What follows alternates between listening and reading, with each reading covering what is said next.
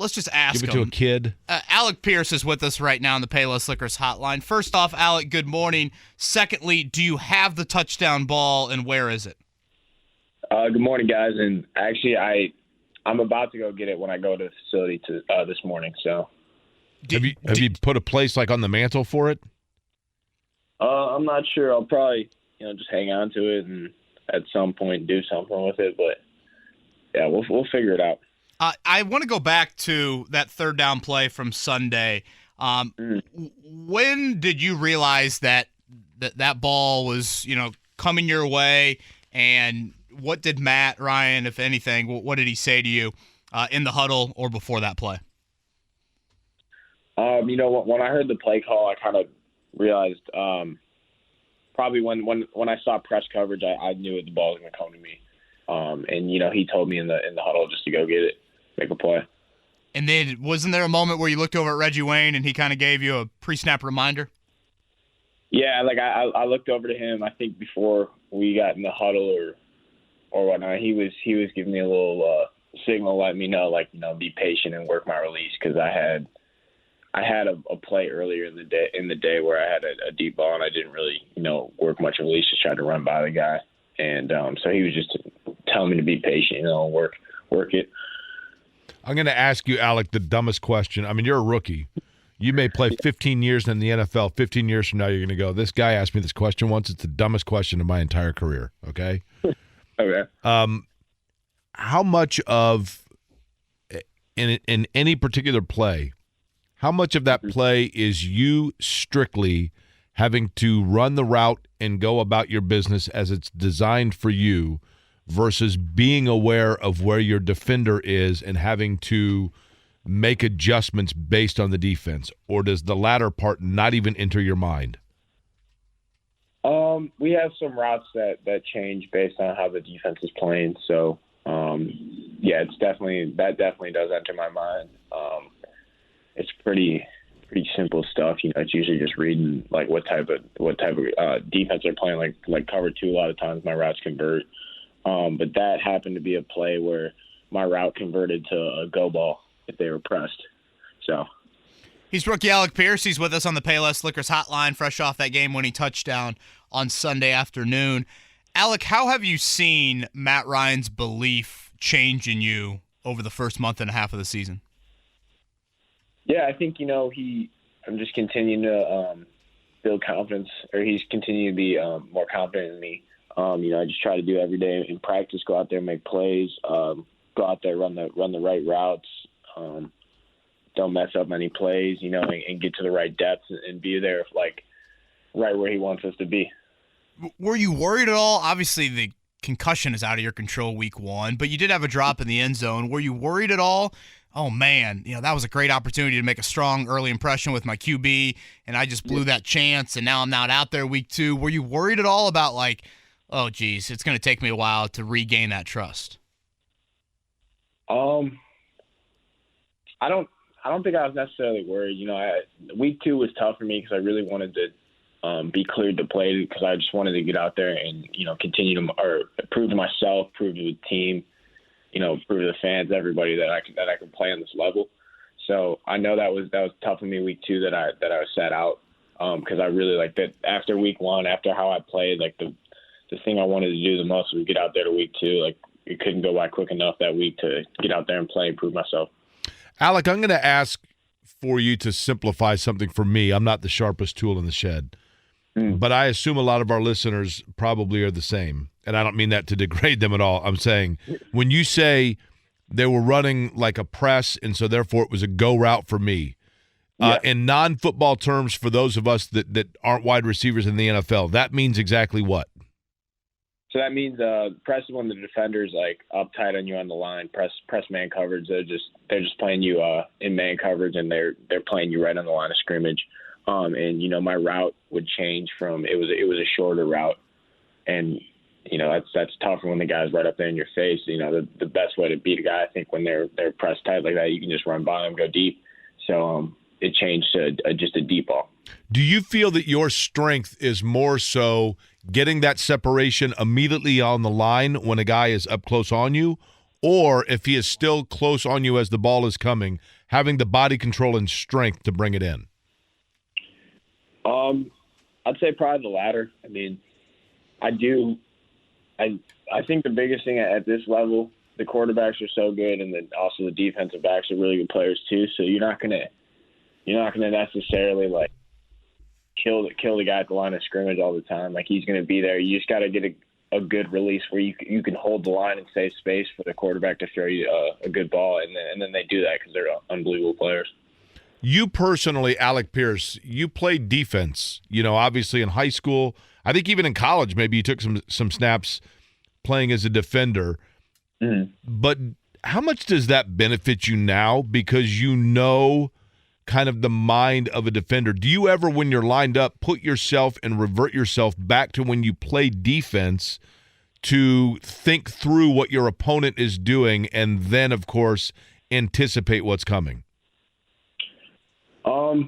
I don't think I consciously do. I mean, a lot of it has just come from playing a lot of years of receiver. You understand the looks, and you understand, like, this guy might be playing me outside leverage. Like, what does that mean? He doesn't want me to go outside. So if I threaten his outside, like, he's gonna react to that, and he might make a move. So on the release, you're gonna try to threaten his leverage and go and use that to your advantage and make him get off his spot and make a move. So. Just got word the stream is back up and running, so thank you to Alec Pierce for accomplishing that. Little does he know that he's helping us out technology-wise today. Alec Pierce is with us here on the Payless Liquors Hotline. Alec, before, if I'm not mistaken, Reggie Wayne came down to Cincinnati and worked you out pre-draft. There was part of the Colts contingent that came down there. Were you familiar, or did you have, like, memories of Reggie Wayne as an NFL player? Yeah, for sure. Watched him growing up a good amount. I grew up in Chicago, so definitely remember watching the Super Bowl of I forget what year it was, but when they beat the Bears in the Super Bowl. Were you a Bears fan? I wasn't a Bears fan actually, but I was actually a Packers fan, so it's kind of like forbidden in Chicago. But my dad grew up and was from Wisconsin, so he got me on that early. Gotcha. Well, glad you made it out Chicago alive with that fandom. What has Reggie taught you the most in this rookie season?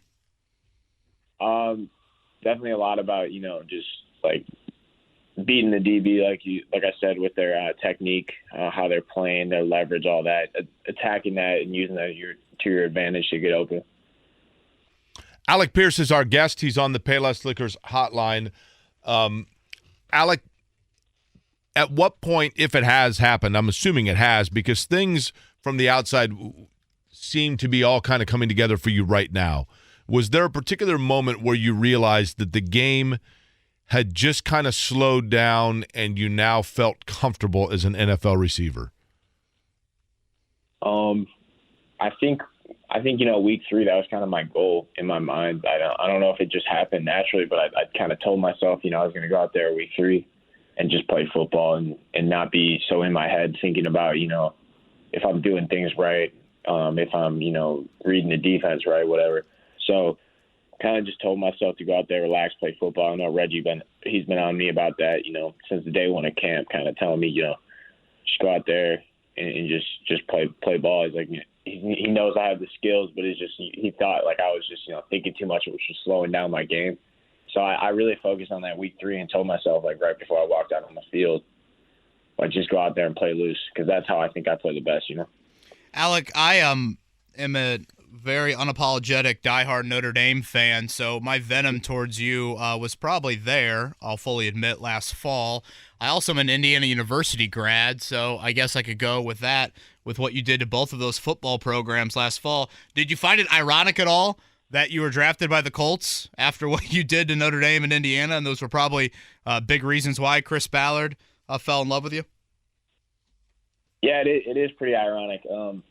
I definitely, I thought it was a good thing because I figured, there's a lot of people here, a lot of fans here that may have known who I was because of those games. So it probably helped, because a lot of times people might be thinking, oh, like, who's this receiver out of Cincinnati, like smaller school, didn't have like crazy stats in college or whatever.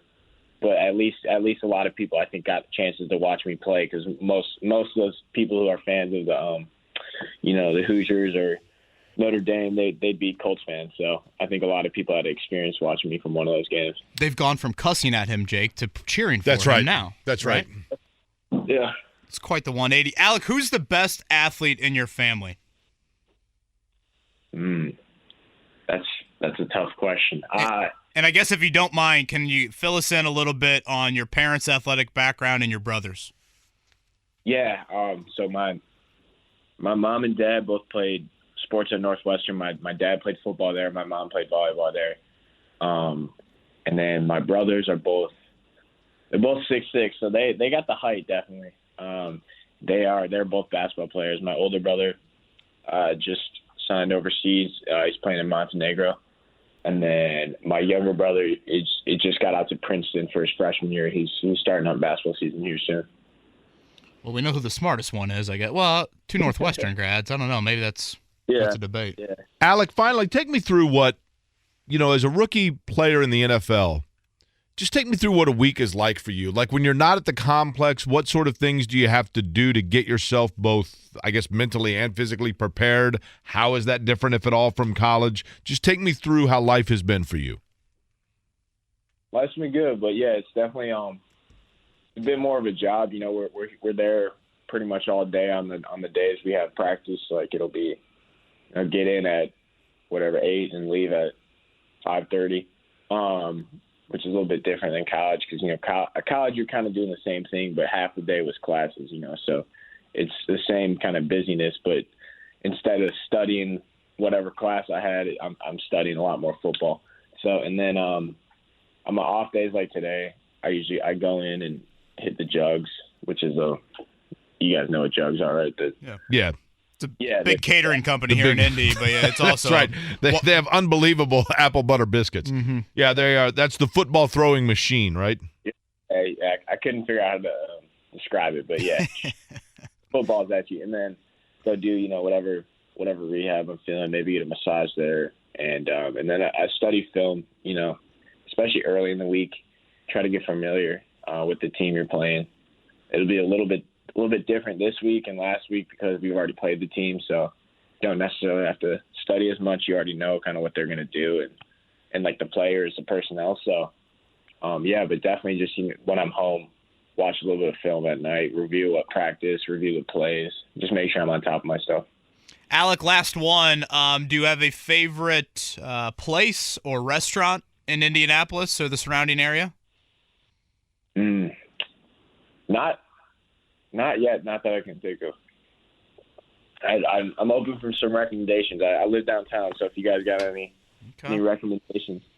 Jake will offer up, I believe it's the at Raskeller, it's the mustard. Oh, man. The hot mustard at the correct? Raskeller, buddy. Let me tell you something. Between that and the St. Elmo's shrimp cocktail sauce, if you got a sinus issue, hit up either. You're good to go.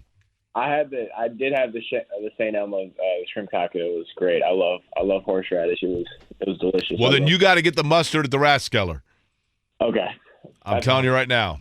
I would encourage the bye week some mac and cheese from the Eagle and probably do a couple servings of that, but save it for the bye week. Maybe for the off season. Yeah. Okay. Alec Pierce, game-winning touchdown on Sunday, his rookie season, off to a wonderful start. Alec, congrats, stay healthy, and we'll be watching certainly on Sunday. Yeah, thank you, guys. Alec Pierce right there on the Payless Liquors hotline. Prompt 9:28, Jake. He was dialing us up. Listen,